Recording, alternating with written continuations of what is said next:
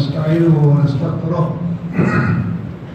ونعوذ بالله من شرور أنفسنا ومن سيئات أعمالنا من يهده الله فلا مضل له ومن يضلل فلا هادي له وأشهد أن لا إله إلا الله وحده لا شريك له وأشهد أن محمدا عبده ورسوله صلى الله عليه وسلم أما بعد إن خير الحديث كتاب الله وخير الهدي هدي محمد صلى الله عليه وسلم وشر الأمور محدثاتها وكل محدثة بدعة وكل بدعة ضلالة وكل ضلالة في النار.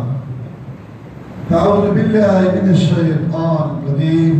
ليس البر أن تولوا وجوهكم من قبل المشرق والمغرب ولكن البر من آمن بالله واليوم الآخر والملائكة والكتاب والنبيين وآتى المال على حبه ذوي القربى واليتامى والمساكين وابن السبيل والسائلين في الرقاب وأقام الصلاة وآتى الزكاة والموفون بعهدهم إذا عاهدوا والصابرين في البأساء والضراء وحين البأس أولئك الذين صدقوا وأولئك هم المتقون. اللہ مالک الملک احکم الحاکمین نے اپنے اپنے بندوں پر رحم کرم کرتے ہوئے ان کی ہدایت رہنمائی کے لیے نبیوں رسولوں کے سردار جناب محمد رسول اللہ صلی اللہ علیہ وسلم کو مبعوث فرمایا. مکہ والے تو مخالف تھے ہی تھے. رسول اللہ صلی اللہ علیہ وسلم کی انہوں نے مخالفت کی.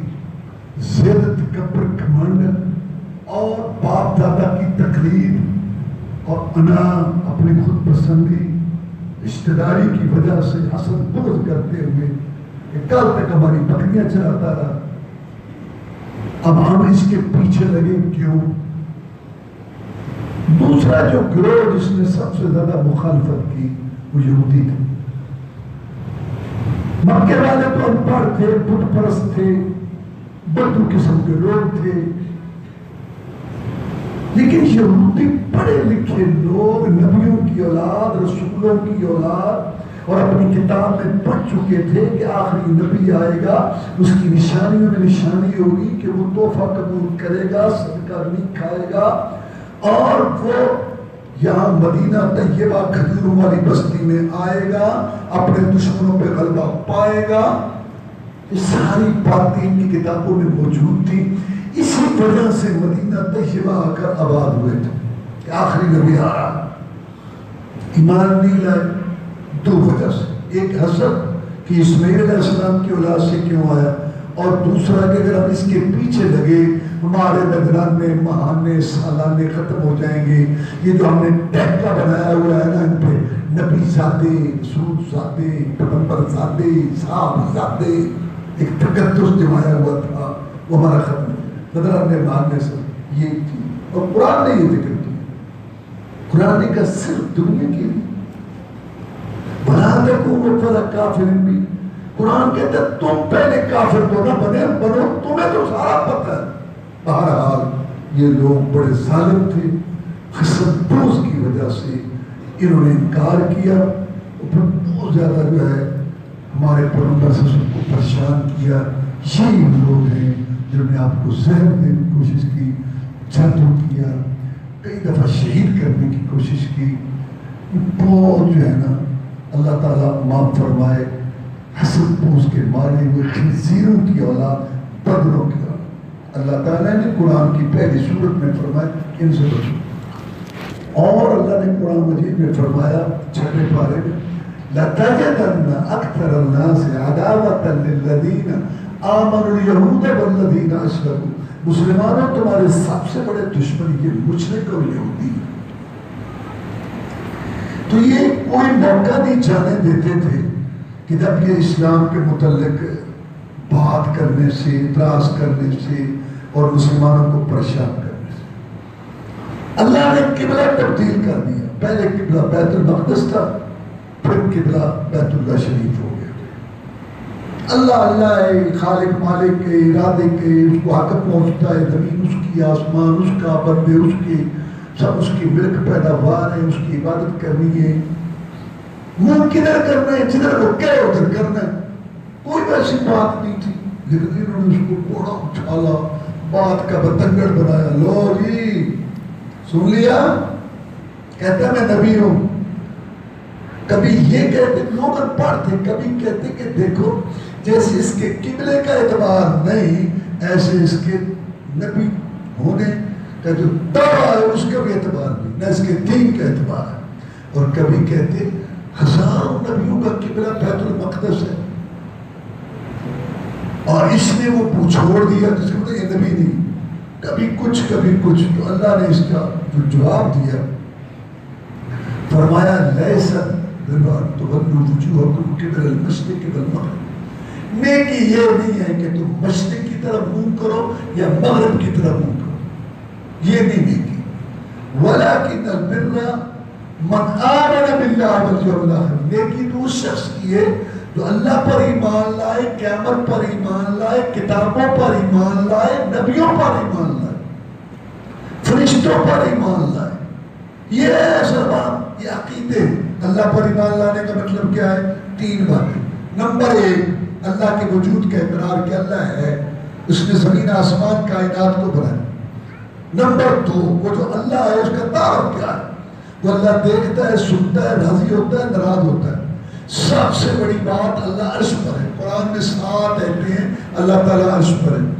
رسول اللہ صلی اللہ علیہ وسلم کا معراج اوپر ہوا، اللہ تعالیٰ اوپر ہے. قرآن اوپر سے اللہ اوپر ہے. فرشتے اوپر سے نازل ہوتے ہیں، اللہ اوپر ہے. اعمال نیک اوپر چڑھ کے اللہ تعالیٰ اوپر ہے. اللہ اوپر ہو کر بھی شارک کے قریب ہے، شارک کے قریب ہو کر بھی اللہ عرش پر ہے. دور نزدیک کے چکر ہمارے لحاظ سے اللہ عرش پر ہو کر بھی سب کو دیکھ رہا ہے اور حفاظت کر رہا ہے. اللہ عرش پر کیسے؟ وہ دیکھتا کیسے ہے، سنتا کیسے ہے، بولتا کیسے ہے، جیسے اس کی شان اور مقام کو لائق. جیسے ہم اس کی ذات کی حقیقت نہیں جانتے، ایسے ہم اس کی صفتوں کی حقیقت نہیں جانتے. ہم یہ جانتے اور مانتے ہیں، قرآن کہتا ہے، رسول اللہ صلی اللہ علیہ وسلم فرماتے ہیں کہ اللہ تعالیٰ کی کامل مکمل صفتیں ہیں اور کامل مکمل اللہ کے نام. اور تیسری بات اصل ہے کہ جب اللہ ہے اور اس کے اچھے اچھے نام ہیں، اچھے اچھے تعارف ہے، یہ اس کا تعارف ہے، تو پھر ہر قسم کی عبادت کے لائق، سر و پکار کے لائق، پیڑھی بنانے والا، عادت روا، مشکل کشا، ہر ایک کی آس پہنچانے والا، گود ہر ایک کرنے والا، صرف ایک اللہ وحدہ لا شریک. جب خالق وہ ہے، مالک وہ ہے، رازق وہ ہے، زمین اس کی، آسمان اس کا، جب کامل صفتیں اس کی، مکمل نام اس کے، جب وہ دیکھتا، سنتا، بولتا، کلام کرتا ہے، جب وہ عرش پر ہے، پوری دنیا کو سنبھالے ہوئے، درجے درجے پتے پتے پر اس کا کنٹرول ہے، ہزاروں لاکھوں کروڑوں اربوں مخلوق کو پیدا کر کے ان کی ضروریات کا انتظام کرنے والا. اور لوگ دیکھ رہے ہیں چاند سورج ستارے ایک وقت پر نکلتے، ایک وقت پر چھپتے. کوئی سیارہ سیارے سے نہیں ٹکرایا، کوئی سیارہ سیارے سے آگے نہیں بڑھا، کوئی دنیا کے نظام میں بدنظمی نہیں ہوئی. آسمان صدیوں کا پورا آسمان کھڑا ہے بغیر ستونوں کے. وہ رب ہے. تو پھر ہر قسم کی عبادت بھی اس کی، جھکنا بھی اسی کے آگے، مانگنا بھی اسی سے. عبادت دل سے ہو، زبان سے ہو، بدن سے ادا اسی کے لیے. التحیات للہ والصلوات والطیبات، زبانی مالی باتیں سب اسی کے لیے. زبان سے عبادت ہے، اس کا ذکر ہے، کبریائی ہے، عظمت ہے، سوال ہے، دعا ہے، پکارنا ہے، سونا، یہ اللہ کے لیے. دل سے عبادت ہے، خشوع ہے، خضوع ہے، توکل ہے، انابت ہے، بھروسہ اس پر، اس کا ڈر، خوف، تقوی. اب بدن سے عبادت ہے، قیام ہے، رکوع ہے، سجدہ ہے. اور مال سے عبادت ہے، نظر نیاز، چڑھاوا، کھانا پکا کے تقسیم کرنا اور جانور ذبح کرنا. یہ سب اس ایک اللہ وحدہ لا شریک کے لیے. اس میں کسی نبی، ولی، پیر، پیغمبر، جن، فرشتے، گدی، درگاہ، آستانے والے، زندے مردے کو شریک کرنا شرک، بغاوت اور اللہ کی نافرمانی اور اپنے پیدا ہونے کا جو مقصد ہے اس کی مخالفت. عبادت کے لیے پیدا. رسول اللہ صلی اللہ علیہ وسلم سے پوچھا گیا ایو ذنب اکبر عند اللہ، سب سے بڑا گناہ پاپ کیا ہے؟ فرمایا انتظر اللہ نِدًّا وَهُوَ خَلَقَكَ، اس نے تجھے پیدا کیا، کاٹ بنایا، تیری شکل بنائی، دیکھنے سننے چلنے پھرنے والا بنایا، اور جب تم جھکے تو کسی اور کے آگے، مانگے تو کسی اور سے، نظر نیاز دے کسی اور کے لیے۔ سب سے بڑا گناہ پاپ، جرم، بغاوت، نامحرمی، بغیرتی ہے۔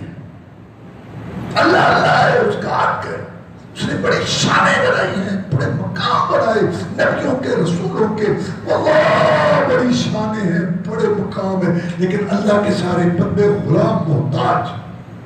اللہ پر ایمان لاؤ اور فرشتوں پر ایمان لاؤ کہ اللہ کی نورانی مخلوق ہے، اللہ کی نافرمانی نہیں کرتے، جہاں اللہ نے لگایا ہوا ہے وہاں ڈیوٹیاں دے رہے۔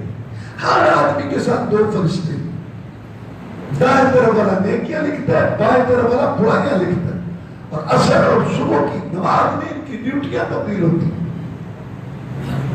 کئی فرشتے ایسے ہیں کہ وہ مدرسے تلاش کرتے پھرتے ہیں جن میں اللہ کی بات ہوتی ہے، وہاں بیٹھ کے سنتے ہیں۔ اور حدیث میں آتا ہے کہ جمعے والے دن فرشتے آتے ہیں اور لوگوں کے نام لکھتے ہیں، فلاں بن فلاں آیا، فلاں بن فلاں آیا، فلاں بن فلاں آیا۔ اللہ اللہ اللہ اللہ، کتنی بڑی بات ہے کہ غلاموں کے نام جاتے ہیں اللہ تعالیٰ کے پاس، اور اللہ کو تو سارا پتہ ہے، اللہ سے تو کوئی چیز مخفی نہیں ہے۔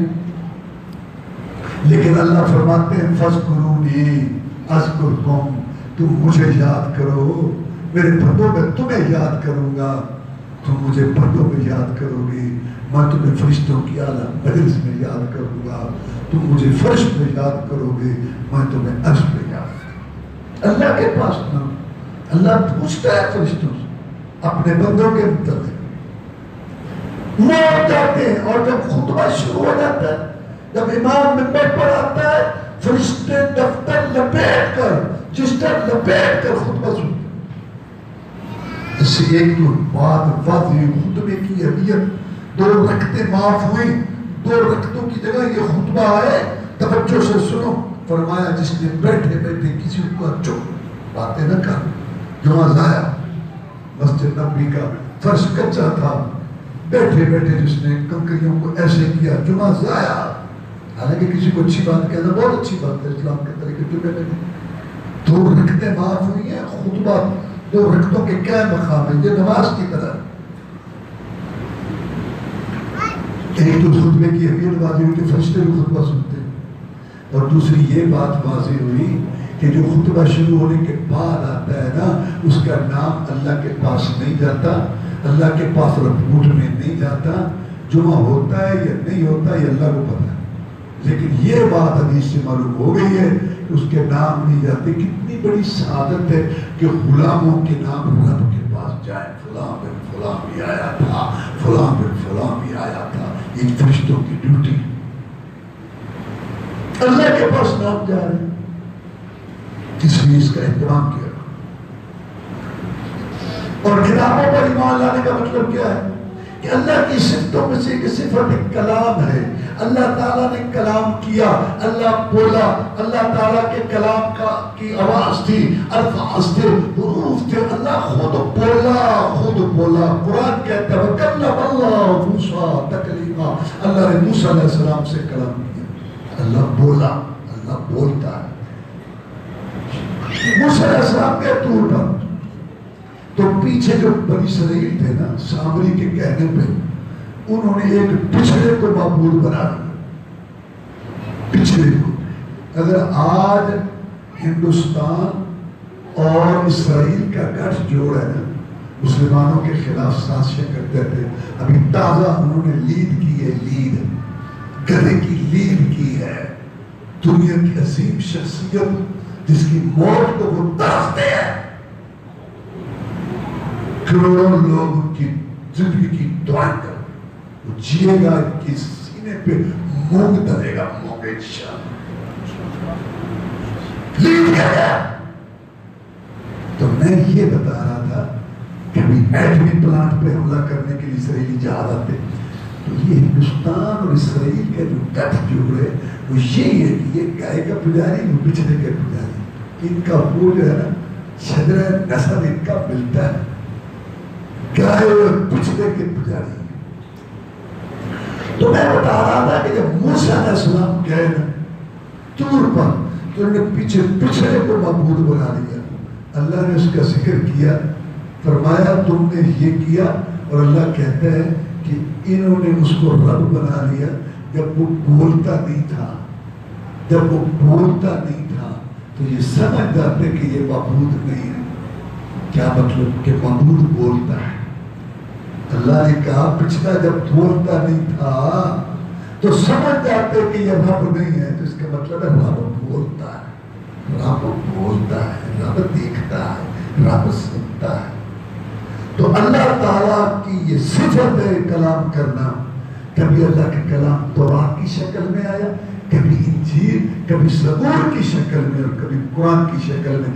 پہلی کتابوں پر ایمان لانا ہے, عمل نہیں کرنا, لیکن قرآن پر ایمان بھی لانا ہے, عمل بھی کرنا. اور نبیوں پر ایمان لانے کا مطلب کیا ہے؟ کچھ لوگوں کو دیکھو, اللہ تعالیٰ نے اپنے بندوں کو پیغام دینا کہ میری عبادت کرو, کیسے کرو, کس طرح کرو. اس کے لیے اللہ نے نبی رسول چنے. وہ دنیا میں اہم لوگ ہوتے تھے, اللہ اسپیشل طور پر ان کو چنتا تھا, شروع سے ان کی تربیت کرتا تھا. نبی شروع سے اللہ تعالیٰ کی نگرانی تربیت میں ہوتا تھا. ان نبیوں رسولوں میں سے سب سے افضل جناب محمد رسول اللہ صلی اللہ علیہ وسلم. پہلے نبی اور رسولوں پر صرف ایمان لانا ہے, ان کی اطاعت نہیں کرنی, لیکن جناب محمد رسول. اور یہ اللہ نے بات سمجھا دی. واقعہ معراج کے موقع پر, اسراء کے موقع پر بیت المقدس کے اندر سارے نبی اور رسولوں کو اللہ نے اکٹھا کیا. جیسے اللہ کی شان کو منظور تھا, اللہ سب کچھ کر سکتا ہے. اب یہاں لوگ کو فوت ہوئے تھے, آئے تھے, روحیں تھی, جسم تھی, جو بات سمجھانے والی ہے وہ نہیں سمجھے. اللہ نے اس میں یہ بات سمجھائی کہ بیت المقدس دے وچ چمبے یادی جمع اسی مدد میں مرضی خدا دی لگیے شان محمد ہون ہویدا صلی اللہ علیہ وسلم. یہ آپس دے اندر سوال ہویا پیدا, کیڑا انہاں وچوں امامت کراوے, اگے کھلو کے دو رکھتا پڑھاوے. جدو جبریل نے سخن سن لیتا, باہوں پھڑ کے محمد نو اگے چکیتا صلی اللہ علیہ وسلم. عرض کیتی پیارے پیغمبر خدا دے, اے تیرا ہی حق کے دو رکھتا پڑھا دے, یہ ہو ہی نہیں سکتا جیسے تو ہمیں کو کھلو ہی نہیں سکتا. بات یہ سمجھائی کہ نبیوں کی نبوتیں ختم, رسولوں کی رسالتیں کینسل, کتابیں منسوخ, شریعتیں منسوخ. اب صرف محمد رسول اللہ وسلم کی سنت اور حدیث کی بات ہے. یا نبیوں رسولوں کی تعلیمات نہیں چل سکتی, اور تو امتی امام محدث مفسر کتنا بھی بڑا ہو اس کے قول کو دین بنا کے تقلید کیے بیٹھا ہے. نہیں جی نہیں, ہم قرآن حدیث پر چلتے ہیں. اچھا, جب قرآن حدیث پر چلتے ہیں تو پھر قرآن حدیث جو کہتا ہے, یہ بھی ایک بڑا موضوع ہے کہ قرآن حدیث کچھ کہتا ہے اور فقہ حنفی کچھ کہتی ہے. ایک علیحدہ موضوع ہے, اس پر کتابیں بھی ہیں. چلو اگر مان لیں کہ تم قرآن حدیث پر چلتے ہو تو یہ نسبت کیوں رکھی ہوئی ہے تم نے حنفی والی؟ دو آدمی بیٹھے تھے سفر میں, ایک کہتا ہے آپ کون ہیں؟ کہتا ہے یہ مسلمان ہوں. اچھا, او تو آپ؟ کہتے ہیں میں حنفی ہوں. اچھا آپ حنفی ہیں, ٹھیک ہے. تو رسول اعظم کی بات نہیں, میں چلتا قرآن حدیث پر ہوں, چلتا قرآن حدیث پر ہوں, لیکن میں ویسے حنفی کہلاتا ہوں. اچھا, امام حنیفہ رحمۃ اللہ قبر کو نور سے بھرے. میں ایک بات سمجھنے کے لیے سمجھانے کے لیے کر رہا ہوں. واللہ ہم ان کی جوتیاں جیسے بھی نہیں ہیں, اللہ ان پر کروڑوں رحمتیں نازل کرے. وہ تو کہتے تھے جو صحیح حدیث ہے ہمارا, ہم تو جن سے ہماری باتیں ہو رہی ان سے بات کر رہے ہیں.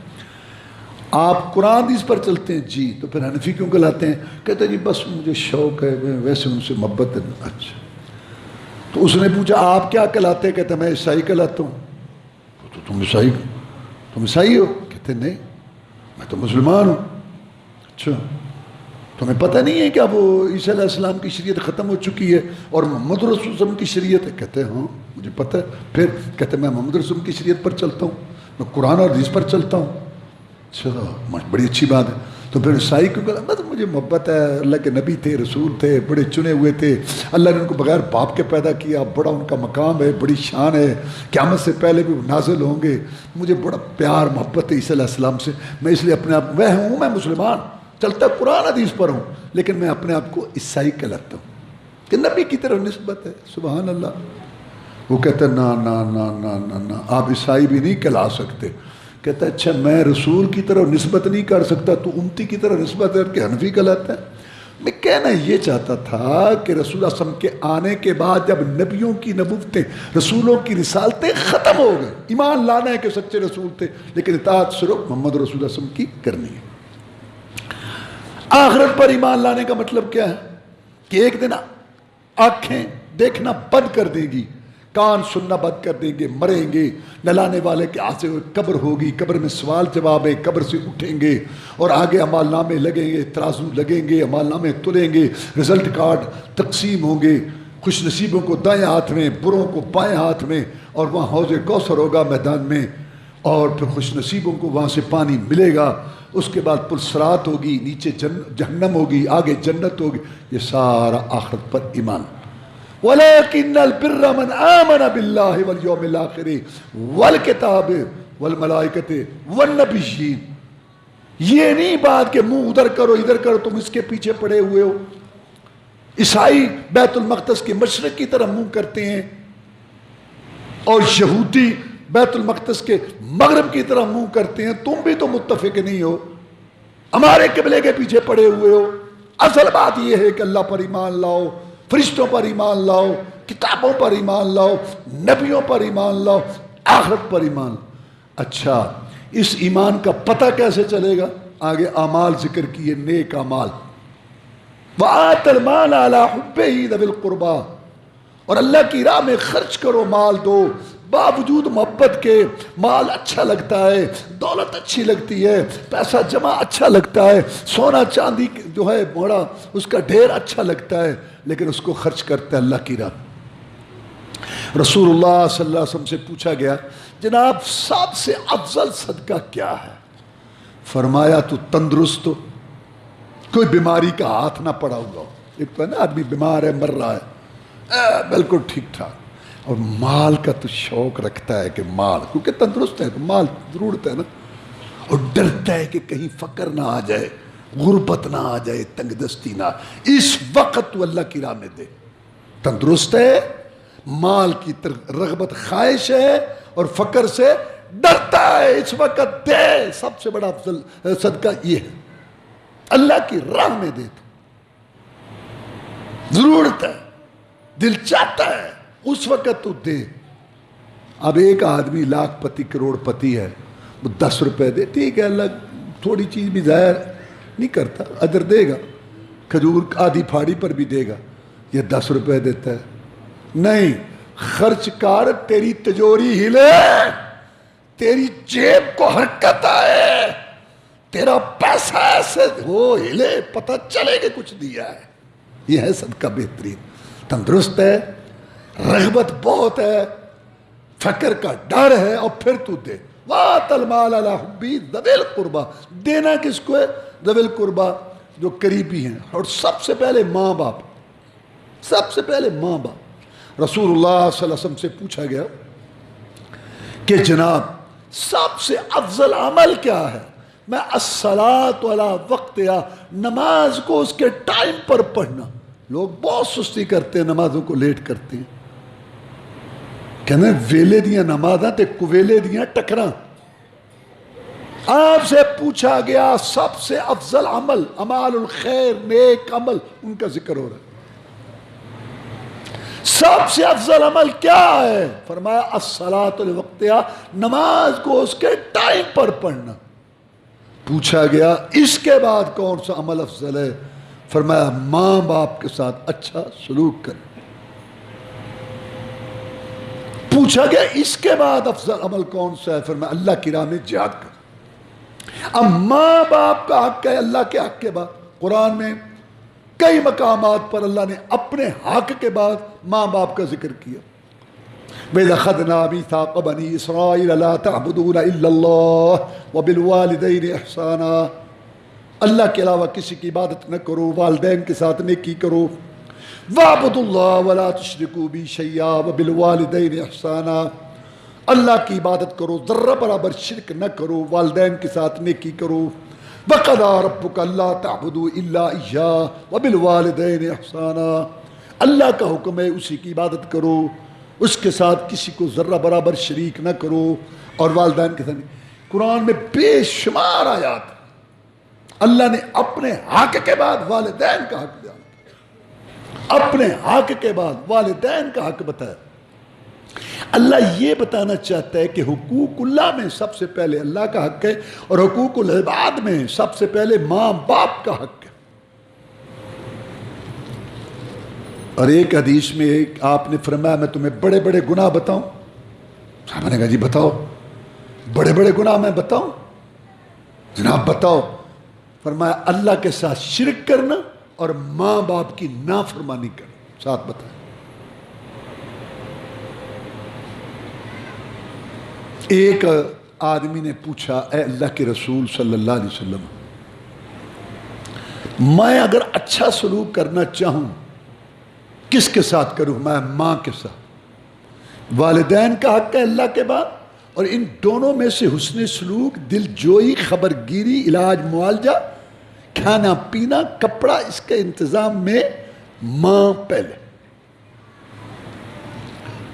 جناب میں اگر اچھا سلوک کرنا چاہوں کس کے ساتھ کروں؟ تو میں ماں کے ساتھ۔ اس نے کہا جناب دوسری دفعہ کس سے کروں؟ تو میں ماں کے ساتھ۔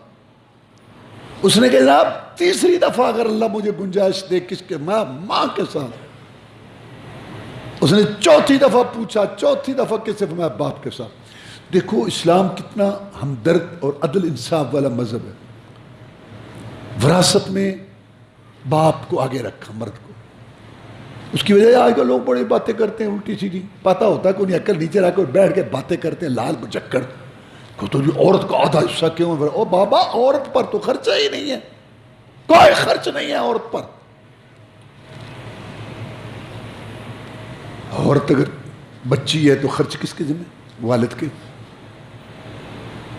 شادی ہوگی خرچ کس کے ذمہ؟ خامند کے۔ بوڑھی اماں ہوگی خرچ کس کے ذمہ؟ بیٹے۔ عورت پر تو خرچہ ہی نہیں ہے، جو ہے اتر ہی اتر، چونگا ہی چونگا، کیا نے پنجابی موج ہی موج۔ خرچ والد پر ہے، مرد پر ہے۔ خیر یہ ایک علیحدہ بات ہے، لوگ باتیں کرتے ہیں نا ایسی بات، پتہ ہوتا کو نہیں ان کو۔ اللہ تعالیٰ سے بڑا ہمدرد، قرآن میں بھی اللہ نے کہا کہ مجھ سے زیادہ تمہارا خیر خواہ ہمدرد کو نہیں۔ تو میں یہ کہنا چاہتا تھا کہ فراست میں مرد باپ کو فوقیت، گواہی میں آگے اور معاملہ، لیکن حسن سلوک میں، دل جوئی میں، علاج معالجہ میں، کپڑا میں، خبرگیری میں، کھلانے پلانے میں ماں کا 3 حق رکھے، اور مرد کا 4تھا رکھا، کیونکہ عورت نے، ماں نے تکلیف بہت اٹھائی۔ 3 دفعہ اس کا حق ہے، پہلے ماں کا، اور 4تھا پھر باپ۔ وَآتَ الْمَالَ عَلَىٰ حُبِّهِ ذَوِي الْقُرْبَىٰ وَالْيَتَامَىٰ، اور یتیموں کو دو۔ یتیم کون ہے؟ جس کا باپ فوت ہو چکا اور نابالغ ہو۔ بالغ ہو تو وہ نہیں یتیم، یتیم تو پھر تو سارے ادھے نال زیادہ، میں بھی شامل، پھر تو ادھے نال زیادہ تو یتیم بیٹھے ہیں سارے۔ یتیم وہ ہے جس کا باپ فوت ہو چکا ہو اور وہ نابالغ ہو، یہ بڑا مظلوم ہے۔ یتیم کا اللہ نے بہت ذکر کیا قرآن میں، اور فرمایا یتیم کا مال کھانے والے اپنے پیٹوں میں آگ بھر رہے ہیں، اور رسول اللہ صلی اللہ علیہ وسلم نے فرمایا یتیم کی کفالت کرنے والا، یتیم کا خیال رکھنے والا، میں محمد کا پڑوسی ہوگا قیامت کے دن۔ انا وکافل الیتیم، آپ نے درمیان والی انگلی شہادت انگلی کھڑی کی کہ وہ میرا پڑوسی ہوگا۔ اس کی وجہ یہ ہے کہ جس نے یتیم کا خیال رکھنا ہوتا ہے وہ رکھتے نہیں ہیں، اور دوسرے کو رکھنے ہوتا سے مر گئے، یہ بیچارہ بڑا مظلوم ہے۔ ادھر سے اس کا خیال کوئی نہیں رکھتا، باہر سے کوئی اس کے ساتھ جو ہے وہ کر نہیں سکتا، وہ کرنے نہیں دیتے۔ والمساکین، اور مسکینوں کو مال دو۔ مسکین کون ہے؟ آپ نے خود بیان کر دیا ہے کہ مسکین وہ نہیں جو لوگوں سے مانگتا ہے، کوئی 1 کھجور دیتا ہے، کوئی 2 کھجوریں دیتا ہے، کوئی نہیں، یہ مسکین نہیں۔ میں مسکین وہ ہے جس کی ضروریات پوری نہیں ہوتی، جائز ضرورت۔ ایک تو آج کل ہم نے بنائی ہوئی ہے نا، جائز ضرورت، کھانا پینا کپڑا اور رہنا، یہ انسان کی جائز ضرورت ہے، یہ اس کی پوری نہیں ہو رہی۔ صبح سے لے کر شام تک لگا رہتا ہے بیچارہ. اس کی ضروریات پوری نہیں ہوتی، جائز ضروریات. بچے ہیں اس کے، اور پتہ بھی نہیں چلتا لوگوں کو کہ یہ ضرورت مند ہے. سوال وہ نہیں کرتا. میں اس کو دینا، یہ مسکین ہے جس کی ضروریات جو ہیں وہ زیادہ ہوں اور آمدن کم، جائز ضرورت. ابن السبیل اور مسافروں کا خیال رکھو. کتنا بھی مالدار ہے لیکن سفر کے اندر انسان، سفر کے اندر سفر ہے. لوگوں کو خیال رکھنا چاہیے، خرچ کرنے کا بھی اور موت کا بھی. مسافر کی بات آئی ہے تو ایک واقعہ سنا ہے، بورے والے کے قریب کا واقعہ ہے کہ ایک آدمی کا حادثہ ہو گیا سفر. میں بتا رہا ہوں کہ مسافر کتنا بھی مالدار ہو، پیچھے سفر کے اندر اللہ نہ کرے کوئی مسئلہ بن جائے یا اس کے پاس نہیں ہے تو وہ بیچارہ مستحق ہے. تو کہتے اس کا حادثہ ہو گیا، زخمی ہوا، لوگ اٹھا کے لے کے گئے گاؤں میں، فوت ہو گیا. اس کا وقت آیا ہوا تھا. اب اس کو کیا کریں؟ مسجد میں اعلان ہوا کہ ایک آدمی فوت ہو گیا ہے تو آپ تعاون کریں، اس کے کفن دفن کا انتظام کریں. اللہ اللہ، یہ واقعات اللہ دکھاتا ہے کہ سمجھو، یہ نہیں سمجھو کہ تم پرمٹ لگا کے آئے بیٹھے ہو، کسی وقت کچھ بھی ہو سکتا ہے. تو پیسہ اکٹھا ہوا، اسے کفن دفن کا انتظام ہوا، انہوں نے دفنا دیا. پیچھے وارث جو تھے پتہ کرتے کرتے کرتے کرتے کرتے وہاں پہنچے، پتہ چل گیا کہ یہ قبر ہے. وہ اپنے گاؤں کا نمبردار تھا، کھاتا پیتا تھا، لیکن یہاں اعلان ہوا اور چندے سے کفن اکٹھا کر کے اس کے کفن دفن کا انتظام کیا. تو مقصد ہے کہ سفر تو پھر سفر ہی ہو. وابن السبیل والسائلین، اور جو مانگنے والے ہیں. اب مانگنے والوں کا سنو. مانگنے والے ہوتے ہیں دو قسم کے. ایک مانگتا ہے اللہ کے نام پر، کہتا ہے مجھے اللہ کے لیے دو، مجھے اللہ کے لیے دو. پھر اس کی دو قسمیں پتہ چل جاتا ہے.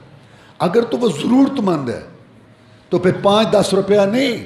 اگر وہ ضرورت مند ہے اور اللہ کے نام پہ مانگ رہا ہے، پھر خود دوسروں کو توجہ دلا کے کٹھے ہو کے پیسے کٹھے کرو، اس کو کھڑا کرو، کوئی ریڑھی لگا دو، کوئی سبزی کی دکان، کوئی مطلب اس کا کوئی ایسا کرو تاکہ یہ اپنے پاؤں پہ کھڑا ہو.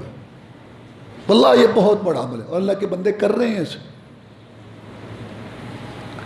اچھا، اللہ کے نام پر مانگ رہا ہے لیکن مستحق نہیں ہے، پتہ چل جاتا ہے. تو اس کو کچھ مثلا آپ کھانا کھا رہے ہیں، اس میں سے کھانا دے دو. فروٹ کھا رہے ہیں، فروٹ پکڑا دو. کو تھوڑے سے یہ نہیں مانگتا اللہ کے نام پر ہے تو اس کو زیادہ نہ دو، لیکن جو کچھ آپ کھا رہے ہیں کچھ اس کو کہہ دو. اگر اکیلا ہے کہ جب تمہیں ضرورت مند نہیں ہے تو تم مانگو، بجائے اس کی بےزتی نہ کرو، اس کو ڈانٹو نہ، اس کو سمجھا دو. باقی وہ ایک مانگتا ہے اللہ کے علاوہ دوسرے کے نام پر. ان کی پھر دو قسمیں.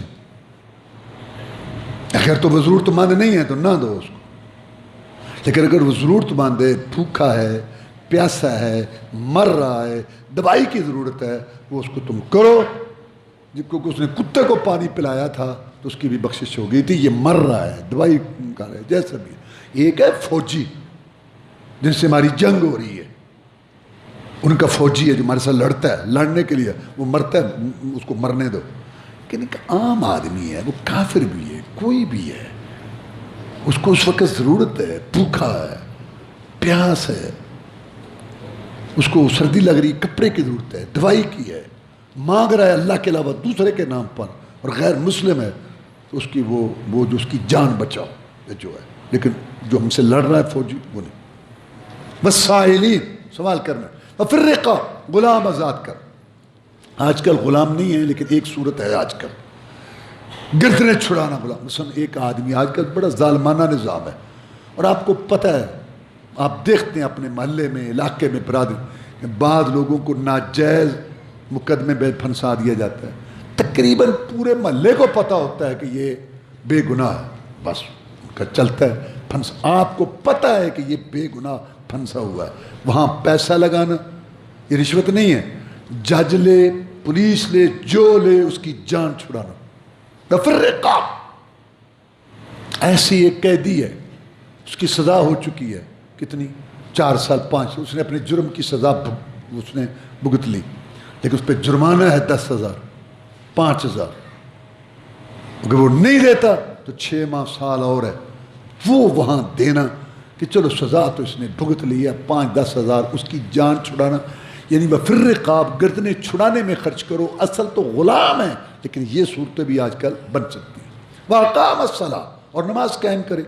قائم کا مطلب کیا ہے؟ ٹائم پر پڑھے، قبلہ رخ پڑھے، جسم پاک، ظاہری بھی باطنی بھی۔ ظاہری یہ کہ اس میں پلیدگی نہ ہو، باطنی یہ کہ آرام کا اس میں رزق نہ ہو، اور جسم پاک اور کپڑا بھی پاک، کپڑا ظاہری پاک، اس پہ پلیدگی نہ ہو، باطنی یہ کہ اس کی خریداری میں آرام نہ ہو۔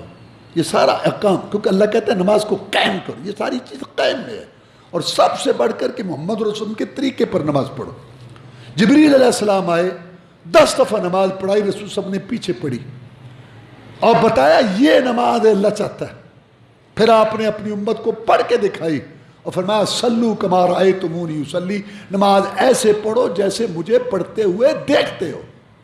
نبی گھر سے بے گھر ہوا، نکیلے پتھروں پر چلا، مارے کھائیں، تکلیفیں اٹھائیں، گلاب کے پھول جیسا چہرہ زخمی کرایا، جھگڑا یہ تھا ایسے کرو جیسے میں کہتا ہوں۔ نمازیں وہ بھی پڑھتے تھے، حج عمر نہیں، محمد ان کے طریقے کے بتا۔ کیا سمجھے آپ؟ میں کیا سمجھانا چاہتا ہوں؟ جیسے نماز فرض ہے ایسے یہ بھی فرض ہے کہ نماز رسول اللہ والی پڑھو صلی اللہ، سیکھو اس کو۔ بخاری شریف، مسلم شریف، ابو داؤد، سب اردو کی کتابیں موجود ہیں۔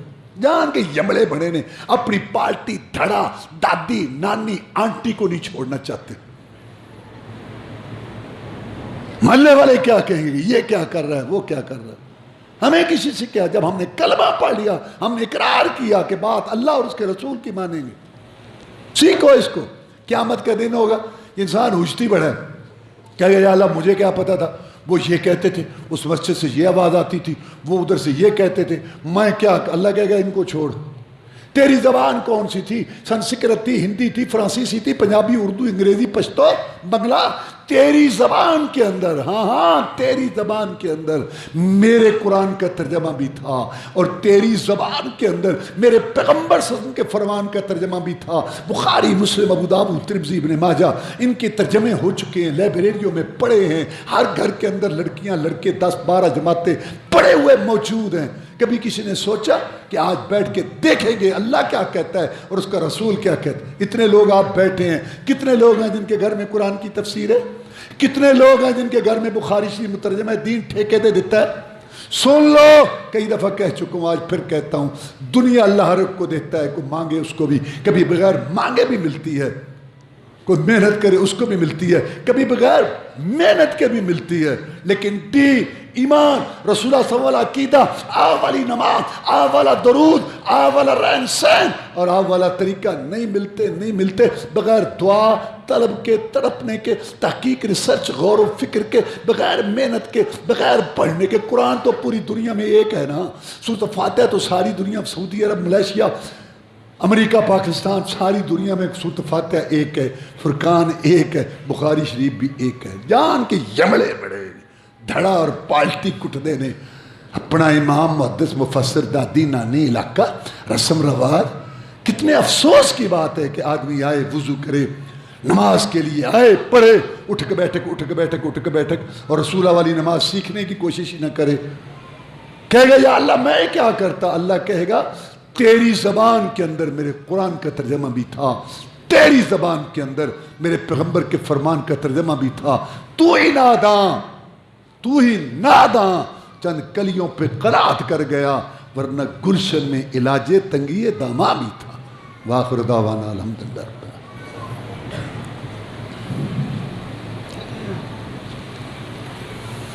ان الحمد للہ نحمده ونستعینه ونستغفره ونعوذ بالله من شرور انفسنا ومن سیئات اعمالنا، من يهده الله فلا مضل له ومن يضلل فلا هادي له، واشهد ان لا اله الا الله وحده لا شريك له، واشهد ان محمدا عبده ورسوله صلى الله عليه وسلم۔ اما بعد فان خير الحديث كتاب الله، وخير الهدي هدي محمد صلى الله عليه وسلم، وشر الامور محدثاتها، وكل محدثة بدعة، وَكُلَّ بِدْعَةٍ ضَلَالَةٍ وَكُلَّ ضَلَالَةٍ فِي النَّارِ۔ اعمال الخیر، نیک کاموں کا بیان ہو رہا ہے۔ پہلے عقائد کا بیان ہوا، اللہ نے کہا عقائد کا پتہ تب چلے گا جب تم یہ اعمال کرو گے، یہ اعمال کرو گے تو پتہ چلے گا کہ تمہارے عقائد ٹھیک ہے۔ اور اللہ تعالیٰ نے یہ جو خرچ کرنا ہے نا ذکر کیا ہے، آپ نے سنا، اور آگے نماز کا ذکر کیا اور پھر زکوٰۃ کا، کہ جو نماز پڑھے اور زکوٰۃ دے۔ نماز اور زکوٰۃ دونوں کو اکٹھا اللہ نے ذکر کیا، جیسے نماز فرض ہے ایسے زکوٰۃ بھی فرض ہے۔ لوگ ماشاءاللہ نماز پڑھنے والے بہت ہیں لیکن زکوٰۃ دینے والے اس کی نسبت کم ہیں، حالانکہ جیسے نماز فرض ہے ایسے زکوٰۃ۔ ابوبکر صدیق رضی اللہ عنہ کے دور میں کچھ لوگوں نے کہا ہم زکوٰۃ نہیں دیں گے، عمر نے بھی کہا ان سے جنگ نہ کرو، انہوں نے کہا واللہ لو قاتلنا من فرق بین الصلاۃ والزکاۃ، اللہ کی قسم میں لڑوں گا ان سے جو نماز اور زکوٰۃ میں فرق کرتے ہیں۔ اللہ نے نماز زکوٰۃ کا اکٹھا ذکر کیا اور یہ فرق کرتے ہیں۔ وقام الصلاۃ وآتى الزکاۃ، یہ نیک کاموں میں ذکر ہے۔ اچھا، پہلے اللہ نے خرچ کرنے کا ذکر کیا، زکوٰۃ کا بعد میں کیا۔ اللہ کیا بتانا چاہتا ہے؟ اللہ یہ بتانا چاہتا ہے کہ زکوٰۃ فرض ہے، وہ تم نے ادا کر دی، یہ نہ سمجھو کہ بس اب چھٹی نہیں، باقی خرچ بھی کرو۔ یہ جو آپ نے پیچھے سنا، میں نے آپ کو بتایا رشتہ داروں پر، ماں باپ پہ خرچ کرو، اور یتیموں پہ، مسکینوں پہ، مسافروں پہ، مانگنے والوں پہ، اللہ نے ذکر کیا نا، آپ نے سنا، یہ پہلے اور زکوٰۃ کا ذکر بعد میں ہے۔ کیا اللہ کہنا چاہتا ہے؟ اللہ کہنا چاہتا ہے زکوٰۃ کھلی اپنی جگہ پہ، وہ تو دینی ہوگی، یہ بھی خرچ کرو۔ یعنی میں کہنا یہ چاہتا ہوں، حدیث سے ثابت ہے، قرآن سے ثابت ہے کہ زکوٰۃ دینے کے علاوہ بھی تمہارے مالوں میں حق ہے، خرچ کرو۔ ہاں، زکوٰۃ مقرر ہے، باقی مقرر کوئی جو سامنے آ گیا، جو ضرورت ہے اس کی ضرورت کوئی تھوڑی ہے، زیادہ ہے، یا کر۔ تو یہ مسئلہ ہے پکا، جیسے زکوٰۃ فرض ہے نا، ایسے زکوٰۃ کے علاوہ اور بھی خرچ کرنا مالداروں پر فرض ہے، لیکن وہ مقرر نہیں۔ یہاں سے بھی معلوم ہوا، اور بھی قرآن حدیث کی آیات سے معلومات۔ آگے اللہ نے فرمایا وَالْمُوفُونَ بِعَهْدِهِمْ إِذَا عَاهَدُوا، جو وعدہ پورا کرتے ہیں، یہ وعدہ پورا کرنا بھی نیک عمل ہے۔ رسول اللہ صلی اللہ علیہ وسلم نے فرمایا منافق کی نشانی ہیں 4 باتیں منافق کی ہیں۔ کیا؟ جھوٹ بولنا، وعدہ خلافی، امانت میں خیانت، اور گالی بکنا۔ جس میں یہ 4 باتیں ہوں پکا منافق ہے۔ اب اپنا خاندان دیکھو، برادری دیکھو، علاقہ دیکھو، مارکیٹ دیکھو، بازار دیکھو، علاقہ محلہ دیکھو، سارے منافق ہی منافق۔ میں جس میں 4 باتیں پکا منافق ہے، جھوٹ بولنا، وعدہ خلافی، امانت میں خیانت، گالی بکنا، دیکھ لو سارے منافق ہی منافق، یا پورے یا 3 حصے اور یہ آدھا اکتا وٹتے پہ ہے۔